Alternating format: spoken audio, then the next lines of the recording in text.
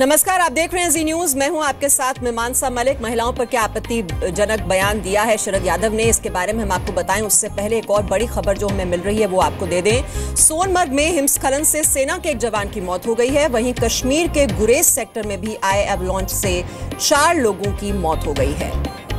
तो कश्मीर के गुरेज में एवलांच से 4 लोगों की मौत और वहीं सोनमर्ग में भी हिमस्खलन हुआ है जिससे एक शख्स की मौत हो गई है। एक जवान की मौत हुई है जम्मू कश्मीर के सोनमर्ग में। इस पर और जानकारी के लिए इस वक्त हम रुक करेंगे। हमारे सहयोगी खालिद इस वक्त हमारे साथ हैं। खालिद, बहुत ही ये दर्दनाक खबर, क्या डिटेल्स हैं इस पर आपके पास?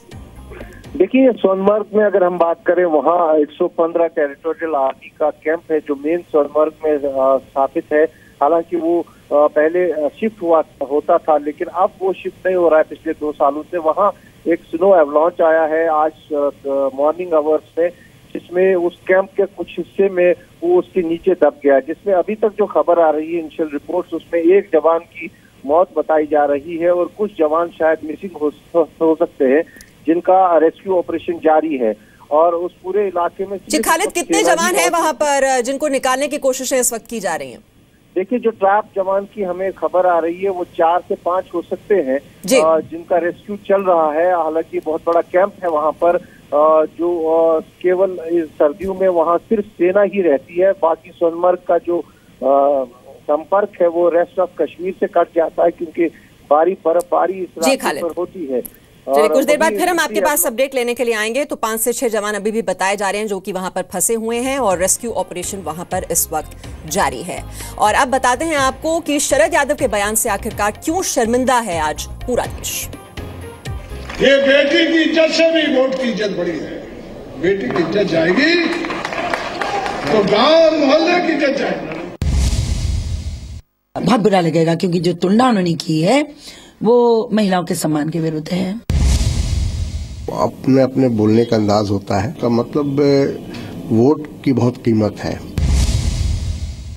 जो लोग भी इसको जिस गलत संदर्भ में लगा रहे हैं वो ठीक बात नहीं है।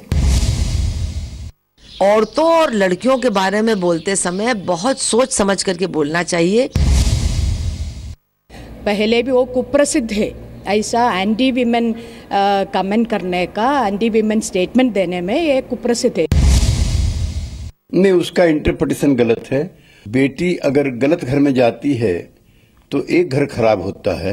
वोट अगर गलत व्यक्ति के हाथ में जाती है तो प्रदेश और समाज खराब होता है। तो आज सुबह से ही शरद यादव महिला विरोधी बयान को लेकर विवाद में बने हुए हैं। उन्होंने सफाई दी है लेकिन माफी नहीं मांगी है। वहीं विनय कटियार ने भी प्रियंका वाड्रा को लेकर विवादित बयान दिया है। ये दोनों नेता आज महिला संगठनों और विरोधी दलों के निशाने पर हैं। तो सबसे पहले बात कर लेते हैं शरद यादव की, जिन्होंने बेटी की इज्जत वाला विवादित बयान देने के बाद सफाई दी है लेकिन माफी नहीं मांगी है। पहले शरद यादव ने कहा था कि वोट की अहमियत बेटी की इज्जत से बढ़कर है और बेटी की इज्जत जाएगी तो सिर्फ गांव की इज्जत जाएगी, लेकिन अगर वोट बिक गया तो राज्य और पूरे देश की इज्जत जाती है।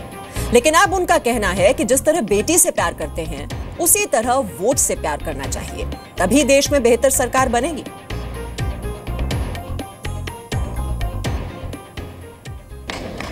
ये बेटी की इज्जत से भी वोट की इज्जत बड़ी है। बेटी की इज्जत जाएगी तो गांव और मोहल्ले की इज्जत जाएगी। और वोट एक बार बिक गया, एक बार गड़बड़ हो गया तो इलाके की, देश की, सूबे की इज्जत और आबरू और आने वाला सपना पूरा नहीं होगा। जो भी इस बात को कहता है, जिस बात को कह रहा है, वो तो 25 वर्ष से कोई आपके देश में 1000 जगह बोले होंगे हो, लेकिन जो लोग भी इसको जिस गलत संदर्भ में लगा रहे हैं वो ठीक बात नहीं है। तो शरद यादव का बयान आपने सुना और बीजेपी ने शरद यादव के इस बयान की तीखी आलोचना की है, जबकि एनसीपी नेता तारिक अनवर का कहना है कि उनके बयान को ठीक से समझा नहीं गया। देखिए, शरद यादव जी का जो कहना है उसका मतलब वोट की बहुत कीमत है और वोट से पूरे देश की और समाज की जो तस्वीर है वो बदली जा सकती है। और यही उन्होंने अपने बयान में यही दर्शाने की कोशिश की है कि उसको कम न समझे। ठीक है, लेकिन अपने अपने बोलने का अंदाज होता है। लेकिन उसका जो अगर हम निचोड़ निकालें तो उसका यही है कि वोट की बहुत ज़्यादा कीमत है, क्योंकि लोग कभी कभी किसी लालच में वोट को बेच देते हैं। तो ये नहीं होना चाहिए, उसकी कीमत का अंदाज़ा होना चाहिए और उसको हर कीमत पर उसका सही इस्तेमाल होना चाहिए। गलत बयान अगर ऐसा है, मैंने देखा नहीं है, पर शरद यादव जी का अक्सर विवादास्पद बयान देते हैं। अगर उन्होंने ऐसा बयान दिया है तो मैं समझती हूँ इस कद के नेता के लिए उपयुक्त नहीं है और इससे बहुत बुरा लगेगा, क्योंकि जो तुलना उन्होंने की है वो महिलाओं के सम्मान के विरुद्ध है। और शरद यादव से सवाल जी न्यूज का यह है कि वोट की अहमियत बताने के लिए क्या शरद यादव के पास कोई दूसरा उदाहरण नहीं था? महिलाओं की भावनाओं को ठेस पहुंचाकर वोट की अहमियत बताना क्या जरूरी था? क्या महिलाओं की इज्जत सिर्फ गांव और मोहल्ले की होती है, देश की इज्जत नहीं? देश का वरिष्ठ नेता होकर ऐसा उदाहरण देना सोच के दिवालियेपन को नहीं दिखाता है क्या? सवाल यह भी है कि क्या शरद यादव को अपना बयान देने के लिए अब देश की महिलाओं से माफी नहीं मांगनी चाहिए क्या? और शरद यादव के इस बयान का महिला सामाजिक कार्यकर्ताओं ने विरोध किया है। सुभाषिनी अली ने कहा है कि देश में महिलाओं की स्थिति ठीक नहीं है और ऐसे में ऐसी तुलना करना कतई सही नहीं है। जब एक वरिष्ठ नेता इस तरह का बयान देता है तो बाकी सब चीजें तो कोई याद नहीं करेगा कि क्या उन्होंने कहा, कि पैसा कितना लगता है चुनाव में।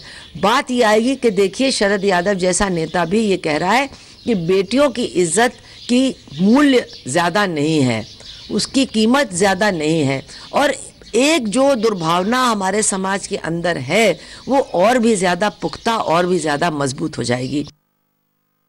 ये लीडर पहले भी वो कुप्रसिद्ध है, ऐसा एंटी वीमेन कमेंट करने का, एंटी वीमेन स्टेटमेंट देने में ये कुप्रसिद्ध है। ये बहुत अनफॉर्चुनेट है।